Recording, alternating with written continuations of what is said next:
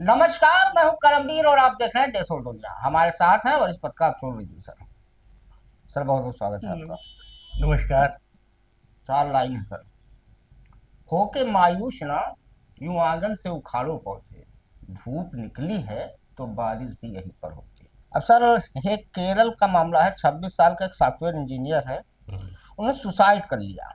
हम्म, मृतक कोट्टायम का रहने वाला था। हम्म, युवक का शव 9 अक्टूबर को तिरुवनंतपुरम के थम्पानूर में एक लॉज में मिला। हम्म, इंस्टाग्राम पर युवक ने मौत से पहले पोस्ट डालकर राष्ट्रीय स्वयंसेवक संघ यानी आरएसएस के लोगों पर यौन शोषण का आरोप लगाया। बचपन से वो था संगी। बता रहा था कि 4 साल की उम्र से मैं संघ में से जुड़ा था, मेरा परिवार भी जुड़ा हुआ है। और कई आरोप लगाए हैं, कांग्रेस ने भी इस पे कहा है। क्या कहेंगे सर? आनंदू अजीज नाम था इसका। हाँ, नंदू जी। जी। अब देखिए, ये तो उसने मतलब बाद वक़्त लोगों को कुछ यातनाएं ऐसी लगने लगती हैं बचपन की, हम्म। जो बड़े होने तक उससे उभर नहीं पाते हैं। हम्म।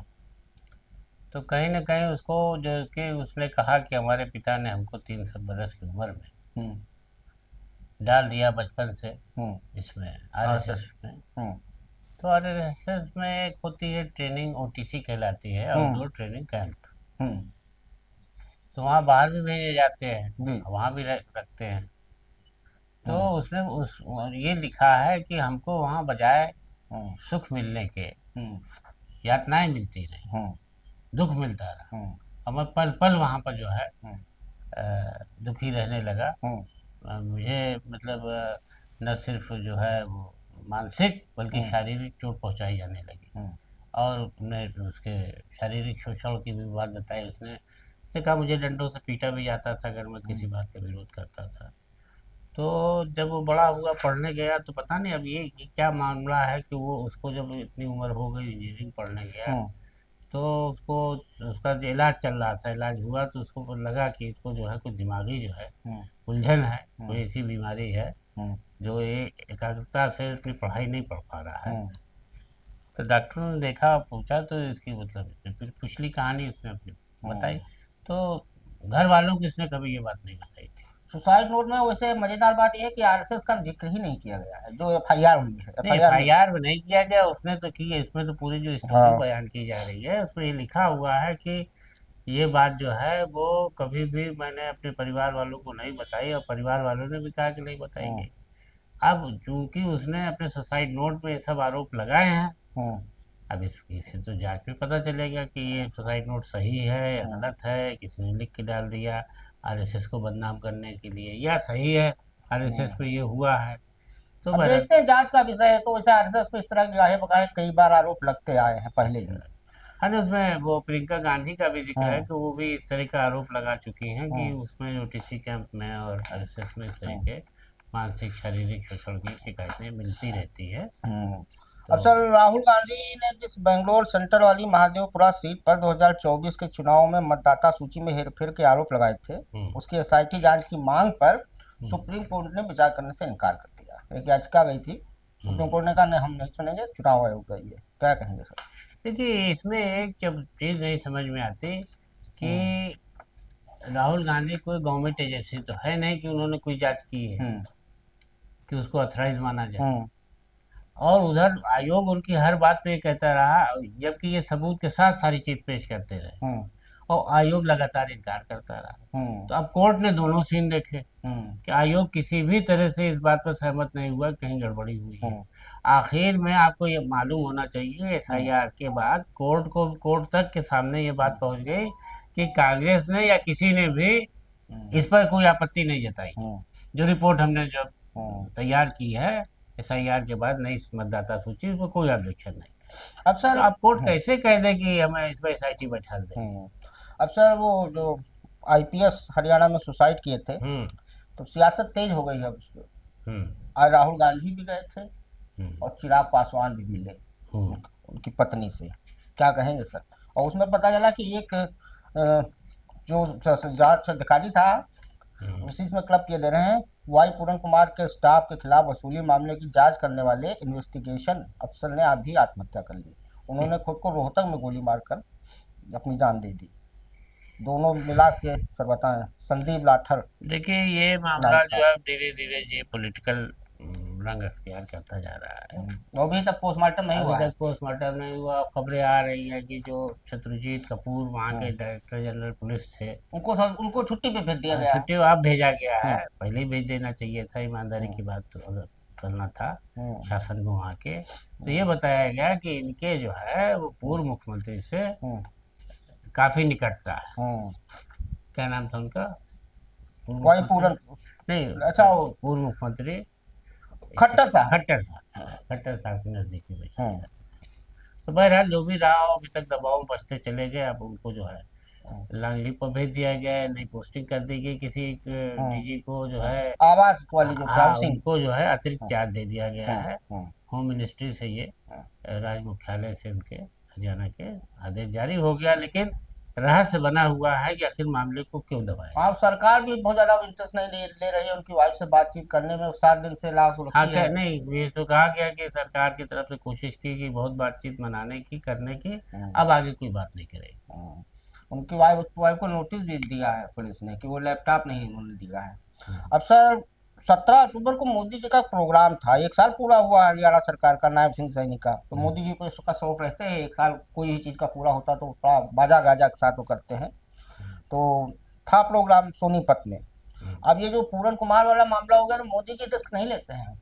एक बार हमने सुना उनका इंटरव्यू कि वो रिस्क बहुत जल्दी ले लेते हैं, बोला था उन्होंने। लेकिन हमें लग रहा है रिस्क लेते नहीं है, डरते हो थे मोदी जी। एक अकेला सब पर भारी। अब वो 17 तारीख वाली रैली है कैंसिल कर दी दिल के मारे कहीं विरोध ना हो जाए, क्योंकि बिहार में चुनाव है, दलितों का मामला है। घिर जाएंगे। हाँ, घिर जाएंगे। फिर इसमें जाते ही तुमसे सवाल होगा प्रधानमंत्री से। हाँ, सवाल भारतीय वो लेते नहीं भारतीय है। पुलिस सेवा का अफसर है, हाँ, राज्य की स्टेट का तो है नहीं, हाँ। आईपीएस है हम्म, और सुसाइड किया है। तो ये उनके लिए भी नैतिकता की बात होगी कि हम्म, मॉरलिटी पर वो कुछ क्या बोले वहां जा करके। हम्म, तो योग बाबू इसको ड्रॉप कर दो, हम्म, नायब सिंह सैनी के लेकर के जो विशेष कार्यक्रम और सब हम्म। है उसको आगे बढ़ा दो। अब सर किसान किसान सम्मान निधि हम्म, मोदी जी की एक स्कीम है। छह हम्म, हजार रुपया देते हैं 3 किस्त में। हम्म, अब उसमें बहुत बड़ा घोटाला उजागर हुआ। हम्म। केंद्र सरकार ने देश भर में ऐसे 31,01,000 मामलों को चिन्हित किया। 31,01,000। हाँ, जिनमें पति और पत्नी दोनों एक साथ इस योजना का लाभ उठा रहे थे। ये खुलासा केंद्र के कृषि विभाग ने संदिग्ध लाभार्थियों की श्रेणी में जांच के दौरान पाया, किसान कल्याण मंत्रालय की ओर से। और मंत्रालय ने कहा है कि 19.02 लाख मामलों में जांच पूरी हो चुकी है, जिनमें से 17.87 लाख यानी करीब 94% मामलों में पति पत्नी दोनों को लाभार्थी पाया गया। केंद्र राज्यों से कहा है कि बाकी की जांच 15 अक्टूबर तक पूरी कर रिपोर्ट भेजें। अब सर इसमें मजेदार बात है, हमारा यूपी इसमें भी हुआ है। यूपी में 9,90,000 मिले फर्जी, राजस्थान में 3,75,000 फर्जी मिले। ये स्थिति क्या कहेंगे देखिए सर? ये तो किसी भी योजना का जब धन बढ़ने लगता है हम्म, तो धन बांटने में जो लोग लगते हैं उनका दिमाग चलने लगता है कि जुगाड़। पहले अपने ही फर्जी लोगों को हम्म, हम्म, दिला दो धन, हम्म, और कुछ लोगों को लालच दो कि हम्म, तुम जितने नाम लाओ कर देंगे, पर नाम इतना पैसा लेंगे। हम्म, तो लोगों ने लालच में पति पत्नी, हम्म। मतलब ये था कि एक किसान परिवार में एक ही को मिलेगी, जी, चाहे वो पति का नाम हो चाहे पत्नी का नाम हो, जी। और वहाँ तो बाल बच्चों तक को नाम शामिल है उसमें। हम्म, और यही नहीं बल्कि जो किसान की बही खाता बही होती जिनके पुराने नाम थे उसको भी, और नया नाम चढ़ने वाले उसको भी, सबको किसान निधि का लाभ दिया जाने लगा। अब बताइए उसमें करोड़ों का हेरफेर पाया गया, 31,01,000 लोग फर्जी पाए गए हैं। तो बहुत बड़ा मामला है। और जबकि इस राशि को दुगना करने के बाद, हालांकि राशि दुगनी होने से किसान के सम्मान की बात है, होना चाहिए, लेकिन गड़बड़ी करने वालों ने तो ये लूट मचा दी वहां पर। अब सर एक बड़ा मजेदार बात को फिर ट्रम्प बोले, हम्म, भारत पाकिस्तान का युद्ध मैंने रुकवाया, धमकी देके। बढ़िया हुआ कि नहीं गए मोदी जी। गाजा वाले मामले में जो 20 देश थे उसमें मोदी जी भी इन्वाइट थे। तो हमारे विदेश राज्य मंत्री अब सर ट्रम्प ने अपने संबोधन में कहा कि भारत एक महान देश है जिसके शीर्ष पर मेरा बहुत अच्छा दोस्त है, उसने शानदार काम किया है। इसके बाद उन्होंने भारत और पाकिस्तान के संबंधों पर भरोसा जताते हुए कहा, मुझे लगता है कि भारत और पाकिस्तान अब बहुत अच्छे से साथ रहेंगे। ट्रंप ने मुस्कुराते हुए शरीफ की ओर देखा और पूछा, राइट, जिस पर शरीफ ने मुस्कुराकर सिर हिलाया। अब इसमें जो मजेदार लाइन है वो ये है ट्रंप ने दावा किया है कि उन्होंने भारत और पाकिस्तान के बीच युद्ध टालने के लिए 200% तक टैरिफ की धमकी दी थी। ट्रंप ने के फिर कहा है, उन्होंने कहा, मैंने कहा कि अगर तुम दोनों युद्ध करना चाहते हो और तुम्हारे पास परमाणु हथियार है तो मैं तुम दोनों पर 100%, 150%, 200% टैक्स लगा दूंगा। क्या कहेंगे सर? अब आज देखिए, तक भारत ने इसको खारिज नहीं किया। देखिए सवाल ये है कि ट्रम्प तो किसी न किसी तरीके से भारत पाक के बीच जो एक तरफ दोस्त भी बता रहे हैं मोदी जी को। ऑपरेशन सिंदूर किया गया, तो भारत ने तो खाली उनके आतंकवादी ठिकानों पर हमला किया, कोई देश पर हमला नहीं किया था, न कोई आक्रमण ऐसा था कि इसको युद्ध बताया जाए। लेकिन हमारे भारतीय मीडिया ने तो युद्ध ही की शक्ल दे दी थी। आज ऑपरेशन इस्लामाबाद सिंदूर। पर कब्जा हो गया, अभी हो गया, तो पता नहीं कराची पे बंदरगाह पे कब्जा हो गया था, सब हो गया था। तो यहाँ भी लोग हैरान थे कि भारत पाक युद्ध चल रहा है क्या। हाँ। तो जब बंद हुआ तो उधर ट्रम्प बोल पड़े कि हमने ऐसा डाटा कि दोनों और चुप सबसे हो गए। पहले ट्रंप का ट्वीट आया था। हाँ, तब तक तो सेना ने भी पीसी नहीं तो की थी। अब ये जो रहस्य पैदा करे, लगातार पैदा कर रहा है। भारत बार बार कह रहा है कि नहीं, तीसरे की किसी उसमें भागीदारी नहीं है। और तो राजनाथ सिंह बोले कि पाकिस्तान तो हाथ जोड़ रहा था, महाराज बस करिए, महाराज बस और करिए। ट्रंप कह रहे हैं हम 200% की धमकी से कराए हैं डील। हाँ, अब तो सर, ये तेलंगाना की राजधानी हैदराबाद में बालानगर इलाके में एक ऐसी त्रासदी हुई जिसने पूरे समाज को झकझोर दिया। पति के उत्पीड़न से तंग आकर एक महिला ने अपने 2 मासूम जुड़वा बच्चों की निर्मम हत्या कर दी और फिर अपार्टमेंट की चौथी मंजिल से कूदकर आत्महत्या कर ली। सोमवार की घटना है। ये 27 वर्षीय साई लक्ष्मी के रूप में मृतका की पहचान हुई है। उनके 2 वर्षीय जुड़वा बच्चे चेतन कार्तिकेय और लास्ता ओल्ली थे। क्या कहेंगे सर? ये तो बहुत दुखद है। देखिए, ये बहुत ही दुखद है। और ये मामला ऐसा है कि उसके दोनों बच्चे जो थे, जो एक बेटी विकलांग थी और एक की कुछ सांस लेने में तकलीफ, तो पैदाइशी बीमारी हो गई थी। तो वो पैदाइशी बीमारी का इलाज करा तो रही थी, तो ठीक नहीं हो रहा था या जो भी रहा हो।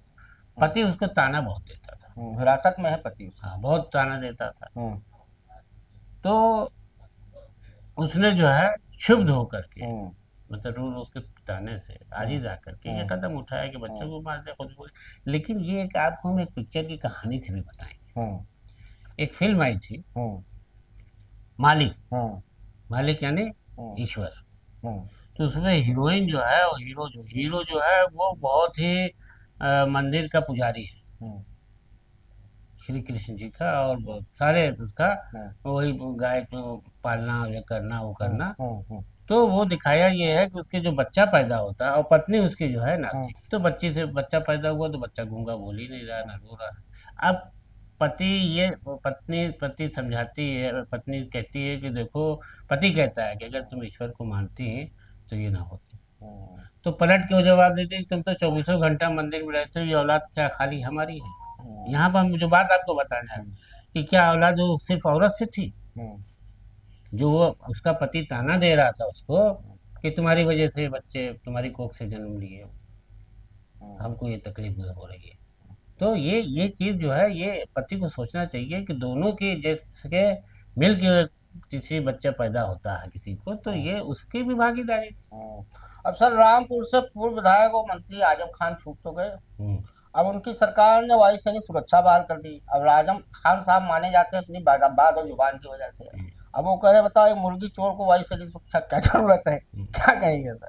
देखिए, आजम खान अपनी सारी जिंदगी कव्वालों के तरीके से अब अपनी जबाने पर चले हैं। जबान से कभी कभी ऐसा भी बोले हैं कि पार्लियामेंट में उनकी ऐसी होने जा रही थी, तो कहिए फौरन ही उन्होंने माफी मांग ली। कह रहे हैं सुरक्षा कर्मियों को खर्चा उठाने के समय अब मेरी ये ठीक बात नहीं पर है कि उनको कोई लिखित इत्तला नहीं है कि जेड श्रेणी की या वाई श्रेणी की कौन सी सुरक्षा मिल रही है। तो कह रहे हैं हमको लिखित भेजा जाए जब जाने, और उसमें खर्चा बहुत है, मैं तो गरीब हो चुका हूँ, मेरे पास पैसा नहीं है। पेंशन तो मिल रही होगी सर, इतनी बार मंत्री रहे, विधायक रहे, सांसद रहे, राज्यसभा लोकसभा, सब तो मिल रही होगी। जबान हिलाने से क्या जाता है? आप कह रहे हैं कि मैंने इतना बड़ा जौहर विश्वविद्यालय, वो पैसा कहाँ से आया? हाँ, वो पैसा कहाँ से आया? कौन, कितने बड़े जमींदार थे? वाइफ भी सांसद थी, उनको भी पेंशन मिल रही हुई, लड़का इनका कई बार रहा है। नहीं, वो तो इनका चलाने के लिए उनके पास कोई कमी नहीं। मैं ये बता रहा हूँ कि आपने इतना बड़ा जौहर विश्वविद्यालय बनाया और कहा कि पार्लियामेंट क्या है, ये वो आपको दिखलाते हैं। अक्सर पार्लियामेंट में कहते थे ये भवन क्या है, जो भवन मैंने बनाया, ये वो देखिए। अब सर, दिवाली आने वाली है और ऊर्जा विभाग कायदे से चप्पल लगाने वाला है। दीपावली से पहले उत्तर प्रदेश में ऊर्जा विभाग के एक मनमाने फैसले ने हजारों गरीब परिवारों के घरों में अंधेरा फैलाने का खतरा खड़ा कर दिया। विभाग ने नए बिजली कनेक्शन के साथ स्मार्ट प्रीपेड मीटर के लिए 6,016 रुपए जमा करना अनिवार्य कर दिया। दरअसल केंद्र सरकार की योजना के तहत इन मीटरों को फ्री में लगाने का आदेश है। इसके बावजूद यूपी में बिना विद्युत नियामक आयोग की अनुमति के इस वसूली को लागू कर दिया गया। क्या कहेंगे सर? ये तो नहीं देखिए, ये तो बिल्कुल जो है जबरन वसूली वाली बात हो गई हाँ, कि घबराना गरीब है। आदमी को आप बिजली बेचने जा रहे हैं ना, हम्म। तो जब आप बेचेंगे, होटल में आदमी खाना जाता है तो क्या घर से प्लेट और जग लेके जाता है? आप बताइए। हाँ, तो ये वही तो हम खाएंगे, बर्तन तो आप ही का होगा ना। ये और जो आप पैसा निजीकरण करने का तरीका है हाँ, इनका। तो आप जो नहीं, निजीकरण भी आप कैसे करेंगे? हाँ। निजीकरण करेंगे तो उसके हिसाब से तय होगा मामला ना। हाँ। वो भी आपको मीटर फ्री देगा। हम गैस जलाते हैं तो सिलेंडर तो उसी का होता है ना, नॉमिनल चार्जेस उसने हमसे जमा करा रखे हैं सिक्योरिटी के। सही बात है। अरे आप 100, 200, 500 ले लीजिए, 6,000 का मीटर आप लगाएंगे, गरीब आदमी कहाँ से लाएगा? मर जाएगा वो तो। वो कहेगा लालटेन जला के अब नहीं, चलाएंगे। मकान का लोग किराया रिक्शे वाले, लुटिया वाले, ठिलिया वाले चाहते हैं बिजली चोरी ना करें, कनेक्शन ले लें। तो खाली मकान जिसमें आदमी सीधा घुस नहीं सकता, छोटे छोटे टूटे फूटे कमरे, 2,500, 3,000, 3,000, 4,000, 4,000 के किराए पर काम वाली आती बताती है सब। तो भैया आप चलते चलते 2 लाइन सुन लीजिए बस। जब उसने बहुत सहा होगा, जब उसने बहुत सहा होगा, तब तुझे बेवफा कहा होगा। ये जो खारा खारा सा समंदर है ना, ये उसी की आंख से बहा होगा। आज के लिए इतना ही, धन्यवाद। नमस्कार।